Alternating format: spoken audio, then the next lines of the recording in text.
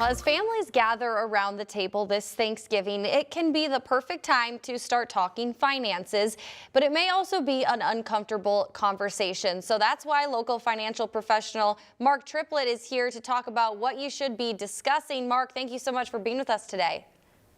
Thank you for having me. Okay, so let's just start off. Why is it important to discuss financial issues just as a family as a whole? Well, sooner rather than later, it's best to have these type of difficult conversations.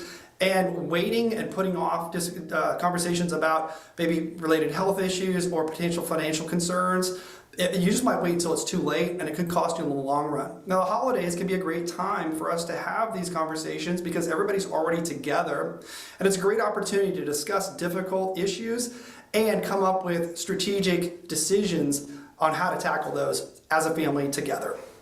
Talk about what some of those topics are. I know you touched on it a little bit there, but what are those topics that we should be covering? I really have three on my list today. Number one is an estate plan. Communicate what is included in your will or your estate plan. And if you don't have one, consider creating one.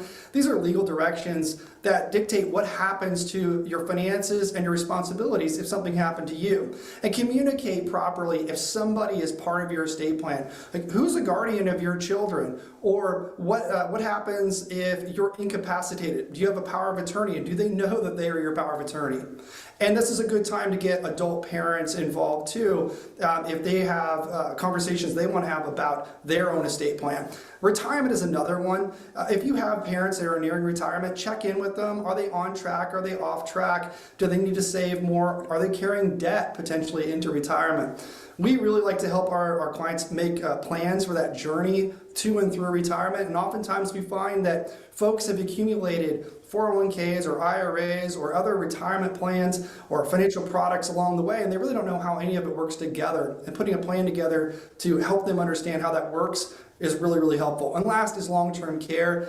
1 in 10 Americans today are caregivers, and that's probably going to go up because the cost of care is getting so expensive. In fact, in the Des Moines area, the average assisted living cost today is $6,700 per month.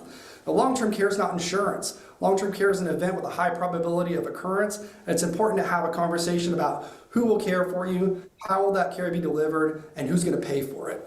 And it's a conversation that some people are a little bit weary of and maybe stay away from. So what advice would you give to get that conversation started? Well, make sure that the time is right. This isn't a conversation to bring up while you're carving the turkey, but find a calm, comfortable place to have a discussion about this. Let the folks that you're having the discussion with know that you're coming from a place of concern, not judgment, and just be willing to have a conversation and hear their thoughts and their concerns and be open with it. And lastly, if you have a professional like a financial advisor that you can bring in to moderate, it's a great tip too. Awesome. All good advice there. Thank you so much for joining us today. Really appreciate it and very informative for the holidays. Thank you so much, Mark. Thanks for having me.